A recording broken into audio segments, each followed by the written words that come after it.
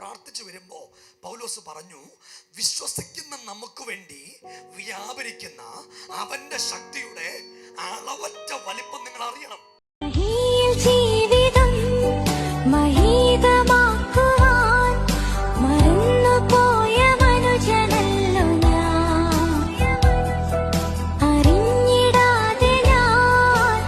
പ്രിയപ്പെട്ടവരെ, എല്ലാ മൂന്നാമത്തെ ശനിയാഴ്ചയും എലോഹിം ഗ്ലോബൽ വർഷിപ്പ് സെന്ററിന്റെ ആരാധനകൾ കട്ടപ്പനയിൽ വെച്ച് നടക്കുന്നു.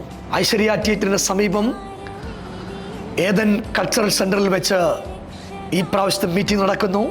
എല്ലാ പ്രിയപ്പെട്ടവരും ഇതൊരു അറിയിപ്പായി സ്വീകരിച്ച് ആ മീറ്റിംഗിലേക്ക് കടന്നു വരിക.